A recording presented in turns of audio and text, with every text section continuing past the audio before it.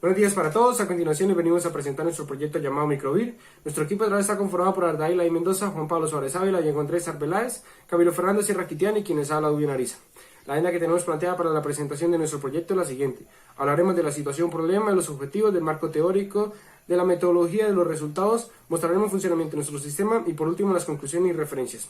Ok, como situación problema tenemos de que la mayoría de pequeñas empresas y de pequeños negocios aún no han migrado a la virtualidad. Esto hace que pierdan la oportunidad de llegar a clientes potenciales que no se encuentran físicamente dentro de su zona, perdiendo un posible poder adquisitivo. Estas microempresas no cuentan con un sistema que le facilite la administración de sus recursos mediante la virtualidad y que le garantice primero que todo la seguridad y la integridad de sus datos. Tampoco cuentan con un sistema para la sincronización de datos, ya sea de un celular o de un escritorio, mediante las copias de seguridad, ni la capacidad de organizar archivos compartidos como son las imágenes y los videos. Ok, a raíz de este problema nos formulamos la siguiente pregunta de investigación. ¿Cómo implementar un sistema que facilite la gestión de los recursos compartidos de una microempresa entre todos sus usuarios? Objetivos del proyecto. Como objetivo general tenemos desarrollar un sistema distribuido implementando configuración de servidores mediante un Full Stack Framework y API RESTful que facilita el acceso y la administración de datos empresariales. Objetivos específicos. Primero, supervisar las actividades correspondientes a los requerimientos definidos mediante la guía de fundamentos para la gestión de proyectos Clientbook y así obtener un mejor desarrollo del proyecto. 2. Diseñar el modelo de los datos del sistema distribuido para la gestión de los usuarios y el contenido multimedia. 3. Implementar una arquitectura web mediante un bus de servicios que facilita la integración en la aplicación y la comunicación entre los diferentes servicios. 4. Crear una política de privacidad teniendo en cuenta los parámetros de seguridad y control de datos. 5. Crear el licenciamiento propio de una parte del sistema bajo un licenciamiento de software libre para darle libertad a los usuarios al momento de ser publicado en un repositorio de software libre. Para el marco teórico se utilizaron las siguientes herramientas: Github para el control de versiones, StarVML para crear diagramas y arquitectura, y se usó GPL debido a su alta compatibilidad, ya que con esta licencia es posible compartir, modificar y estudiar el código fuente de un sistema de información. JSON Web Token para la creación de tokens de acceso que permiten la propagación de identidad y privilegios. Se utilizó MongoDB para tener una mayor flexibilidad al momento de crear los esquemas para los usuarios y archivos. También se utilizó una biblioteca de JavaScript llamada Mongoose. Node.js como entorno de ejecución para la creación de toda la parte del backend e implementación de APIs. Se utilizó React porque nos facilitó la reutilización de componentes para los módulos de aplicación. Nos permitía definir los componentes de una forma más organizada y enriquecida. Se utilizó Express.js, ya que este nos facilitó la definición de manejadores de peticiones de los métodos HTTP para las diferentes rutas o endpoints definidos. Metodología Scrum. Scrum es una metodología ágil que se basa en iteraciones o sprints, que generalmente son de corta duración. Cada uno de estos sprints tiene un valor para el proyecto final. Scrum se gestiona por reuniones diarias donde se planifica cada sprint. Todo esto mediante 3 fases. La primera es la planificación del backlog y en esta instancia se elabora un documento que contiene un listado de requisitos que son clasificados por prioridades. De igual manera se debe planificar el sprint 0 con sus respectivos objetivos y un sprint backlog que tendrá las tareas que se llevarán a cabo durante el sprint. La segunda fase es el seguimiento del sprint y la tercera fase es una revisión del sprint. Todo esto también pues mediante las reuniones. Scrum implementa varios roles. Entre estos están los que están directamente relacionados con el proyecto y el proceso de Scrum, los cuales son el Product Owner, el Scrum Master y el equipo de desarrollo. Para la parte de sistemas distribuidos tenemos una arquitectura en la cual podemos definir una base de datos que va conectada a la biblioteca de Mongoose y esta al Express Web Framework. Todo esto en un entorno de ejecución de Node.js. Posterior a esto, se conecta al servidor de archivos que va directamente conectado con el frontend en un entorno de React.js. De aquí se realiza una conexión para que el usuario pueda ingresar mediante un navegador web y se pueda consumir los servicios que éste requiera.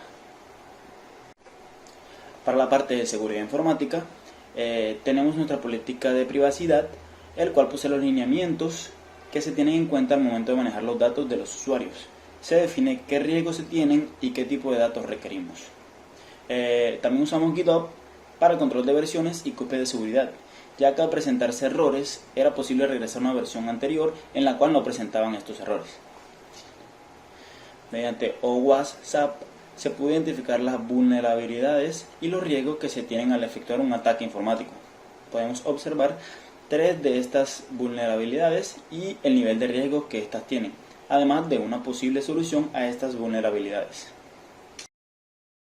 Se plantea el siguiente modelo para base de datos no relacional, con 2 colecciones conformadas por pares campo-valor, una para los archivos, donde se definen propiedades para la descripción del archivo, el acceso al archivo, el autor, y un arreglo de documentos embebidos para identificar a los usuarios con los que fue compartido este archivo.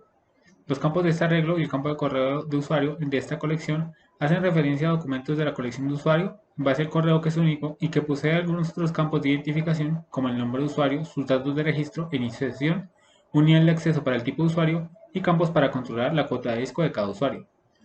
Se considera el siguiente diagrama de componentes para representar la interacción de los diferentes componentes del sistema que se comunican enviando y recibiendo los datos necesarios para su funcionamiento. Se sigue el patrón de diseño MS, donde se definen componentes para la vista teniendo en cuenta el cliente y el administrador, separando cada requerimiento funcional como el streaming o el álbum de fotos. La comunicación con el controlador y modelo se realiza a través de solicitudes HTTP que se encaminan según el tipo de solicitud hacia el controlador, con el cual se consideran componentes para los usuarios archivos que utilizan los modelos definidos para realizar consultas a la base de datos aprovechando el ODM Mongoose y de esta forma recibir los datos necesarios para brindar una respuesta a la solicitud. Como resultado de software libre tenemos la liberación de un segmento del sistema. En este caso vamos a liberar una API que nos sirve para subir imágenes y videos en el repositorio de GitHub. El proceso de liberación se hizo en 3 fases: la fase de identificación, de preparación y de publicación. En la fase de identificación es donde se recolecta toda la información del proyecto para preparar la liberación del software. En este caso utilizó la ficha de identificación para categorizar el proyecto y adecuar el resto de las acciones. Esta ficha de identificación contiene el nombre del proyecto, la fecha de creación, la descripción, el estado, los autores, los colaboradores, el sitio web del proyecto, los lenguajes de programación, los sistemas operativos, la licencia y los requisitos de hardware y de software. Posteriormente, en la fase de preparación, que es donde se crea el licenciamiento propio del proyecto, es importante a la hora de elegir la licencia, revisar la naturaleza del proyecto y si pueden haber dependencias o software de terceros que impidan la distribución de nuestro código. En este caso tenemos todas las tecnologías que se utilizaron con su respectiva licencia y si tienen o no el copyleft. Para definir la compatibilidad de la licencia, revisamos la matriz de licencias para ver qué licencias de software libre serían válidas para la liberación de nuestro proyecto, que tiene una serie de dependencias de terceros con licencias determinadas. Con base a la anterior matriz y comparando las licencias de las dependencias y software de terceros, se define utilizar la licencia GPL versión 3. Debido a su alta compatibilidad con esta es posible compartir, modificar y estudiar el código fuente de un sistema de información y también nos genera la colaboración entre usuarios y la posibilidad de revender la aplicación. A continuación les presento los resultados de gerencia de proyectos. Como primero tenemos el acta de constitución, que como su nombre lo dice es un documento que prueba la existencia y comienzo de un proyecto. Posteriormente tenemos la ET, es un documento basado en entregables del proyecto, los cuales son divididos en diferentes niveles, como son actividad, diseño, desarrollo, entre otros. Lista de verificación. Este documento contiene las peticiones o requerimientos del cliente. Project Charter. Es un poco parecido al acta de constitución, pero este documento contiene alcance, objetivos, participantes, entre otras declaraciones del proyecto. Plan de calidad. Este documento se detalla con base en el proceso que garantice la calidad del proyecto. Matriz de riesgos. Esta herramienta nos permite visualizar desde la etapa de planificación los riesgos que puede tener el proyecto. Conclusiones. Es importante conocer el licenciamiento propio de un sistema para tener claro cuáles son las libertades y restricciones que tenemos para el uso de este. El uso del licenciamiento GPL versión 3 para la liberación del segmento del sistema nos permite darle libertades al software liberado de ser estudiado, adaptado dependiendo de una necesidad, posibilidad de distribuir copias y hacer mejor al programa. El uso del StackMer para el desarrollo del sistema facilitó la implementación de la arquitectura web para la separación entre el backend y el frontend y el aislamiento de la base de datos. El uso de técnicas para la planificación y el control son fundamentales para la gerencia de proyectos, Estas técnicas cobran mayor importancia cuando no se tiene experiencia en la labor de gerente o se carece de liderazgo. Fue posible diseñar un modelo de datos de un sistema distribuido que pueda gestionar los usuarios y el contenido multimedia. Esto se logró implementando una API y haciendo uso de la base de datos que ayudó a gestionar los datos de entrada y salida del sistema de información.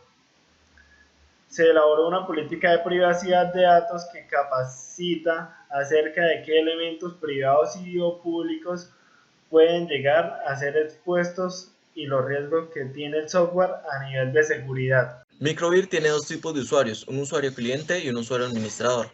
Acá en este apartado se pueden loguear y en el apartado de registrar tienen la posibilidad de crear una nueva cuenta. Entonces, al darle registrar, se nos va a redirigir al apartado de Home donde tenemos la posibilidad de visualizar todos los archivos que hemos cargado. Ahora vamos a desloguearnos y a ingresar con una nueva cuenta que ya tiene varias imágenes cargadas. Como vemos, acá en el apartado Home tenemos pues todas las imágenes y cada imagen tiene un botón Info, y en este botón Info se nos abre un apartado de información que nos ofrecen el título, la descripción, el autor y la fecha de creación.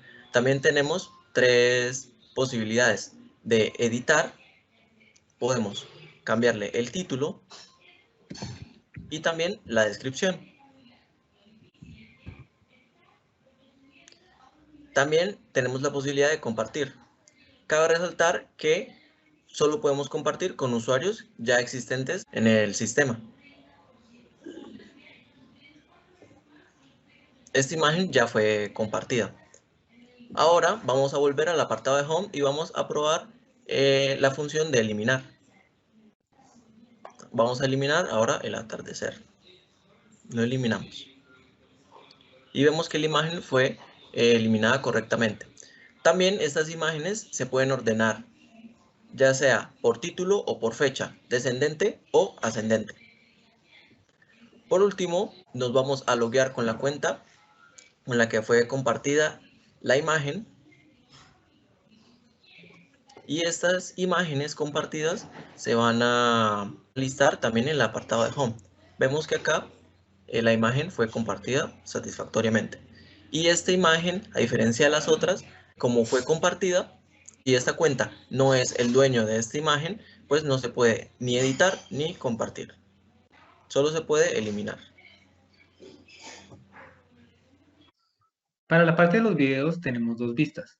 Una donde se nos muestra la lista de videos disponibles con su título y su duración para previsualización, y otra donde podemos observar el video con otros aspectos como la descripción, el autor y la fecha de creación. Estos videos se pueden editar, tanto el título como la descripción, se pueden compartir con otros usuarios y se pueden eliminar. Entonces, como ejemplo, se van a cargar otros videos en la interfaz de carga archivos con una pequeña descripción.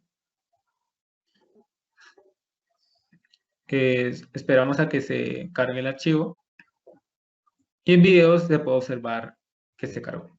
Ahora se va a probar el video cargado.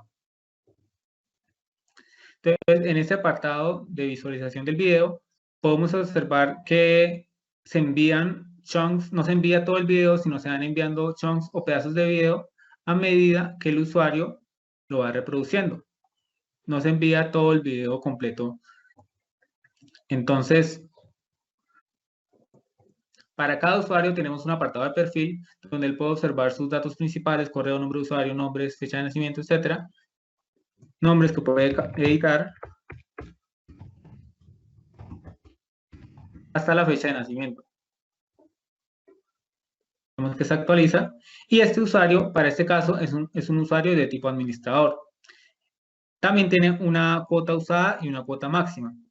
Entonces, si nosotros queremos limitarle la cuota de disco que tiene este usuario, en este momento es 1 GB, podemos ir a la página de administrar editamos su cuota de disco, la pasamos de 1 a 0.05, por ejemplo, y probamos otra vez la carga de archivos.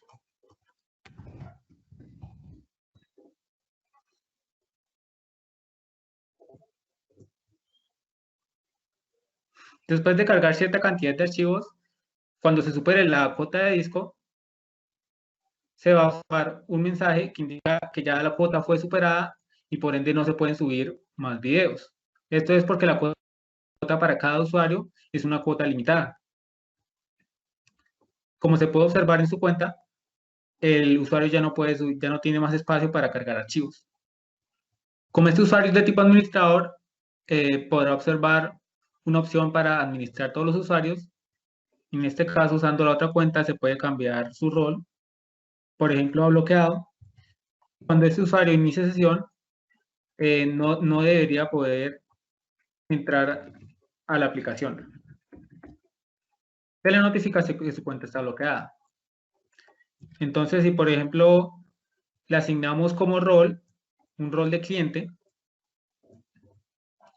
el usuario tendrá todas las opciones disponibles, exceptuando la opción de administrar. No se le observará en su menú lateral. Como resultado de distribuidos tenemos la sincronización. En este caso nos encontramos en la sincronización de archivos. Acá cada usuario puede crear carpeta. Creamos la carpeta prueba 3 y podemos descargar los archivos que esta contiene. También nos permite crear archivos, crear carpetas localmente. Vamos a crear la carpeta prueba 4 y se ven reflejados los cambios locales en la aplicación.